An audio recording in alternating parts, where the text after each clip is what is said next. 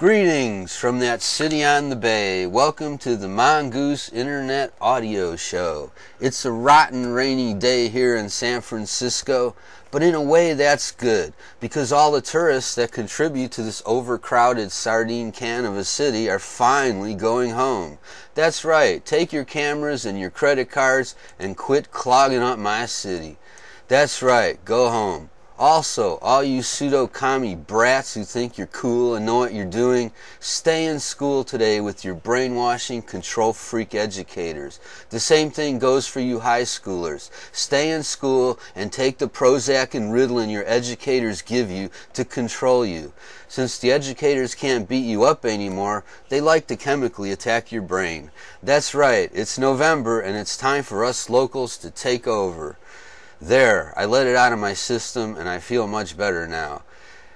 You know, I like the local working people around here better. They can't speak a word of English. It's almost as good as having a big fluffy St. Bernard at your side. He can't mouth off to you because he can't speak your language. That reminds me, the other day I saw a bumper sticker that said, "Wife and dog missing, reward for dog." When I had published the first audio show entitled Celente Slips, my intention was to move on to something else. However, for the first time, I got mixed reviews. Most notably, someone who goes by the name of AcidHead43 criticized me and then told me to go back to my day job, stockboy. With a name like AcidHead43, I knew right then I was dealing with a real expert in investment practices, someone who I could really rely upon. You see, Mr. Acidhead had read my advocacy of the shelving industry and said that I was nuts and that anybody can make shelving out of anything. If this were 1929 when the first Great Depression occurred, Mr. Acidhead would be correct. In those days, people were self-sufficient and they would build what they needed. In those days, you could go out and chop down a tree. Why don't you go to Central Park and start chopping down their trees and watch what happens to you? We now live in a society where almost everyone has been rendered dependent on the system. We live in a society where social recognition is glorified by the system and independent self-sufficiency is undermined or ignored altogether. If Gerald Celente and other economic icons are telling us that the middle class is toast and that we may very well be heading into hyperinflation, what does this say? For one thing, it says that all these people in the middle class will have to scale down to a lower standard of living. I must point out that a lower standard of living is not something you watch on television like a football game. It means that millions and millions of people are going to have to move to smaller living spaces. And just like poor people, they're going to have to purchase shelving in order to fit all that stuff they have from living or from their larger living spaces. If they don't, they'll have to crawl over their belongings in order to get to the bathroom. How can the shelving industry not make a kill in this situation? Before I get off the shelving subject, I must point out that I have known people who were in the Great Depression of 1929.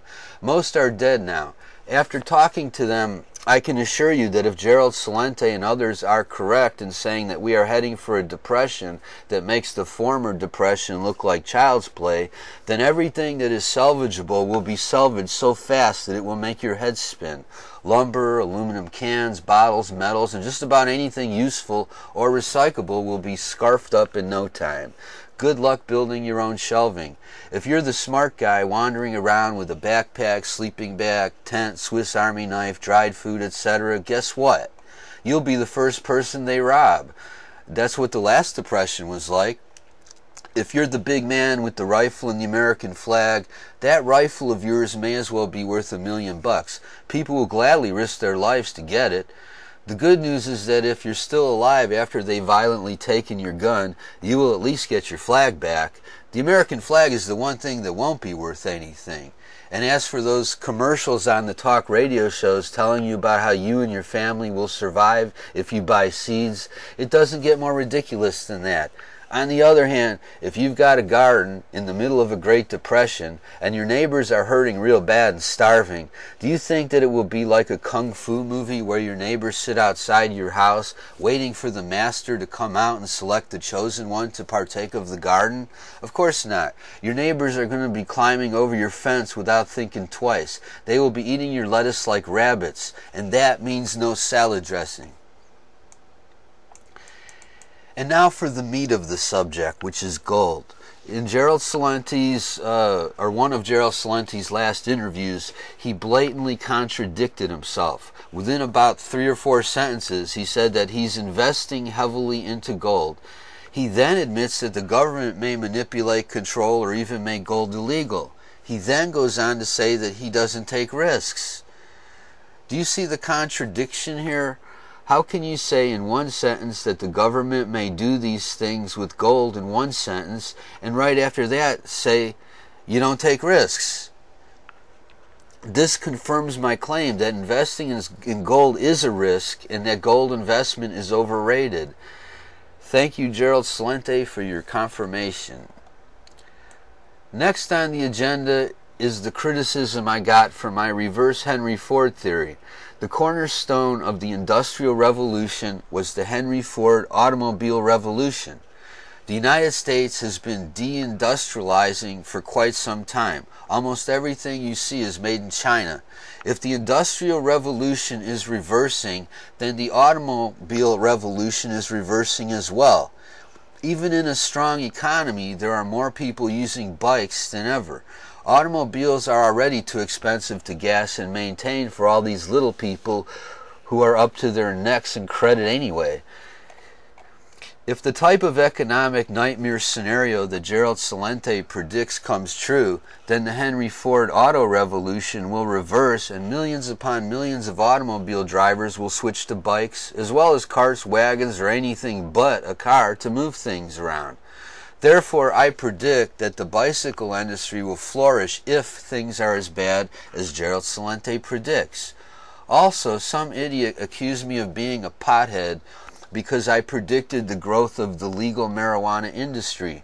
Well, guess what? Congress has just lifted Republican restrictions on medical marijuana facilities. This only goes to prove that I was right. In short, marijuana is a gold mine that keeps growing over and over again, unlike a gold mine that gets mined, and that's it. I'm not going to defend this prediction, but I think you will all agree that in these hard times, the marijuana industry, both legal and illegal, are doing quite well. Last but not least, the government has plans for the nightmare scenario that Gerald Celente and others have predicted. Internment camps or FEMA concentration camps have been built throughout the country. The mainstream corporate horror media is denying that these camps are being built. This is tricky because it's true. The camps are not being built because they are already built. They were building them in the 90s when Clinton closed down all those military bases. But please, don't take my word for it.